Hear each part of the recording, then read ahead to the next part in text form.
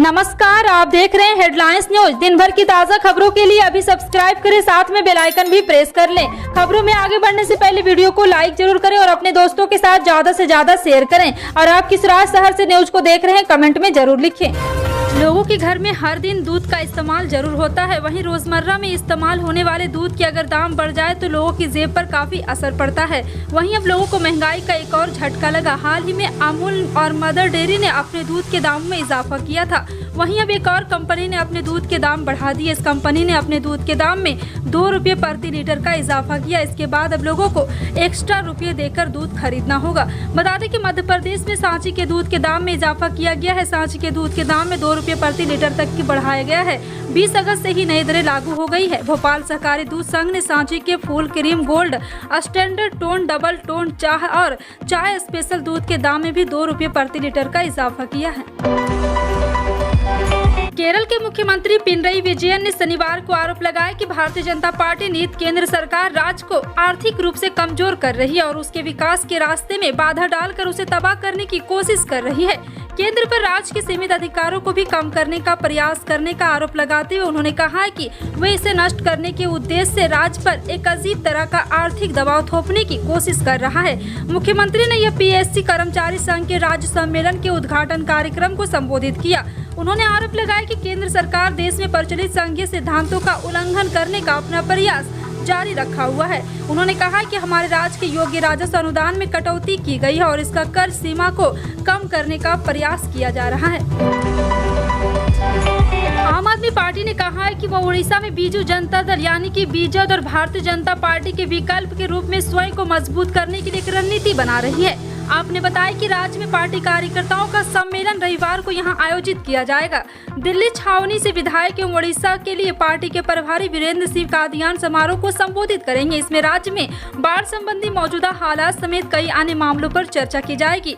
Party ने शुक्रवार को एक विज्ञप्ति में कहा है कि बीजेपी और भाजपा की संयुक्त राजनीति ने राज्य के लोगों को प्रगति में जिस तरह से बाधा डाला है, आप उसके एक और बात खिलाफ वैकल्पिक राजनीति को मजबूत करने की रणनीति तैयार की जा रही है। और आपको बता दें कि विज्ञप्ति में बताया गया, दिल्ली के मुख्यमंत्री अरविंद केजरीवाल के नेतृत्व वाली पार्टी दिल्ली और पंजाब की तरह ओडिशा में भी मुफ्त बिजली, पानी, शिक्षा और स्वास्थ्य सेवा तथा हर युवा को रोजगार मुहैया कराने के लिए प्रतिबद्ध है। इसमें बताया गया है कि राज्य सम्मेलन में आयोजित सभी जिलों के लगभग 1200 कार्यकर्ताओं के भाग लेने की उम्मीद है। विमान क्षेत्र के नियामक डीजीसीए ने स्पाइस जेट के एक विमान के खराब मौसम में गंभीर रूप से हिलने डुलने और कई यात्रियों के घायल होने की घटना के सिलसिले में विमान के पायलट का लाइसेंस 6 महीने के लिए निलंबित कर दिया है। यह घटना 1 मई को हुई थी। विमान मुंबई से दुर्गापुर की उड़ान पर था। उस समय बताया गया कि विमान के गंभीर वायुमंडलीय विक्षोभ के संपर्क में आने के कारण उसमें सवार 14 यात्री और चालक दल के 3 सदस्य घायल हो गए। नगर विमान महानिदेशालय के एक वरिष्ठ अधिकारी ने शनिवार को बताया कि विभिन्न उल्लंघनों की वजह से विमान के प्रमुख पायलट का लाइसेंस 6 महीने के लिए निलंबित कर दिया गया। उन्होंने कहा कि पायलट खराब मौसम की स्थिति से बेहतर तरीके से निपट सकता था।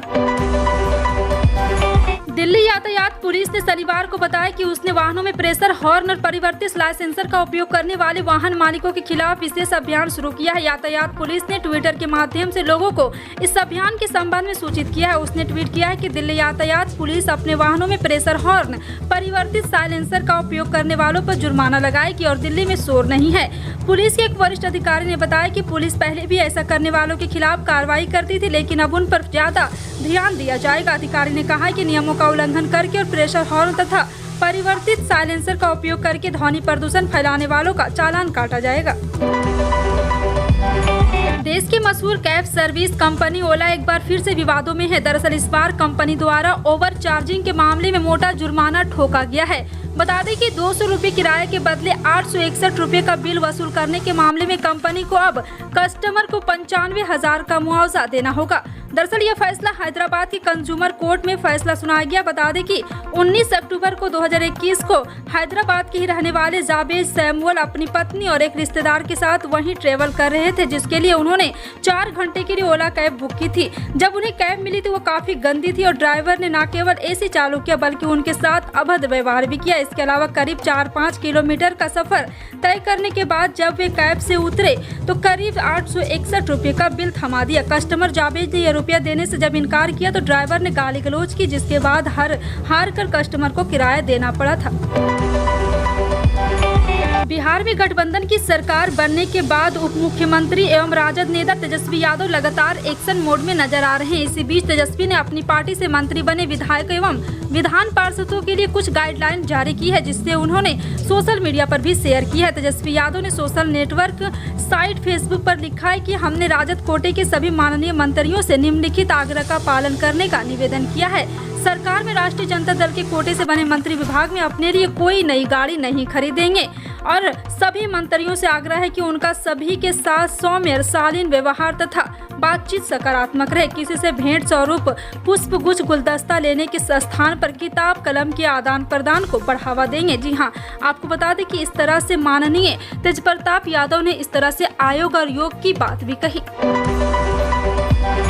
भारत में बीते 24 घंटे में 13,272 मरीजों के कोरोना वायरस से संक्रमित पाए जाने से देश में महामारी के कुल मामलों की संख्या बढ़कर 4,43,27,890 पर पहुंच गई है, जबकि उपचाराधीन मरीजों की संख्या घटकर 1,01,166 रह गई है। केंद्रीय स्वास्थ्य मंत्रालय के शनिवार सुबह 8 बजे तक अद्यतन आंकड़ों के अनुसार संक्रमण से 36 और मरीज की जान गंवाने से मृतकों की संख्या बढ़कर 5,27,289 हो गई है। इनमें केरल द्वारा पुनर्मिलान किए गए मौत की 6 मामले भी शामिल हैं।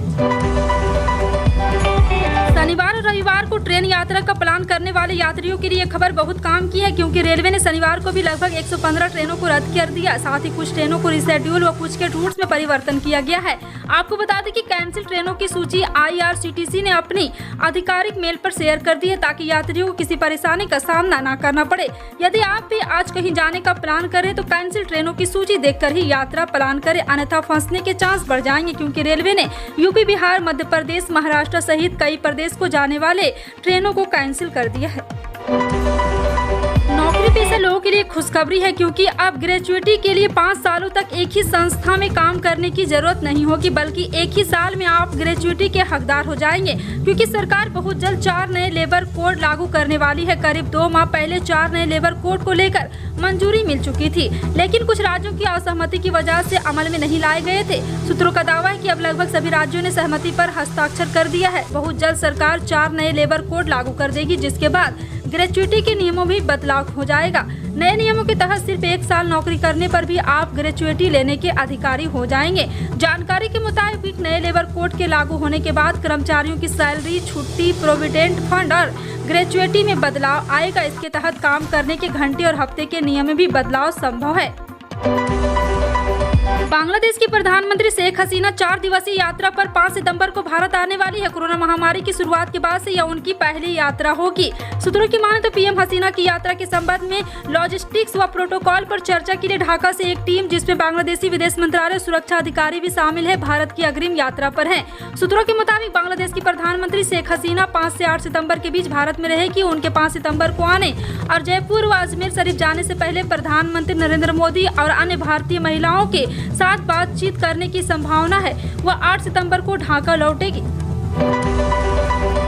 पिछले कुछ दिनों से धान की फसल की अच्छी पैदावार के लिए किसान को DAP और यूरिया खाद की जरूरत थी, लेकिन शासकीय खाद गोदाम पर पर्याप्त खाद न होने के कारण किसानों को लंबी लाइनों में लगना पड़ रहा था। तो कई बार किसानों को बगैर खाद लिए ही वापस लौटना पड़ रहा था। वहीं पिछले दिनों पर्याप्त खाद का स्टॉक आ जाने के बाद एकाएक खाद की डिमांड बढ़ गई और किसानों के साथ महिला कृषकों की भी लाइन में लगना पड़ रहा था। उसके बावजूद भी किसानों को खाद की समस्या से निजात नहीं मिल रही थी, जिसको लेकर पिछले रोज बृहस्पतिवार को आक्रोशित किसानों ने पहले खाद गोदाम पर हंगामा किया। इसके बाद सूचना पाकर पहुंचे पूर्व विधायक जवाहर सिंह रावत को किसानों ने घेराव कर डाला। किसानों के आक्रोश को शांत करते हुए श्री रावत ने तत्काल भितरवार SDM अश्विनी कुमार रावत एवं ग्वालियर कलेक्टर शैलेश विक्रम सिंह एवं समस्या से अवगत कराया है। उन्होंने भितरवार तहसीलदार श्यामू श्रीवास्तव एवं नायब तहसीलदार कमल सिंह को मौके पर पहुंचा, तो वहां श्रीवास्तव द्वारा टोटन सिस्टम से खाद वितरण शुरू कराया गया।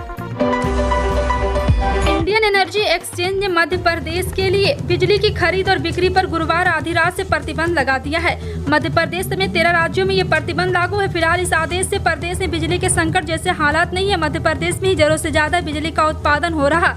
ये जरूर है कि प्रतिबंध की वजह से मध्य प्रदेश जो पावर एक्सचेंज के जरिए औसत 1400 से 1600 मेगावाट बिजली बेच रहा था, अब ऐसा फिलहाल नहीं हो सकेगा। इधर ऊर्जा सचिव संजय दुबे का दावा है कि सोमवार को आईएक्स का प्रतिबंध हट जाएगा। बता दें कि बिजली संयंत्रों पर बकाया होने की वजह से आईएक्स की तरफ से यह कदम उठाया गया है। मध्य प्रदेश से करीब 233 करोड़ रुपए का भुगतान संयंत्रों को करना है।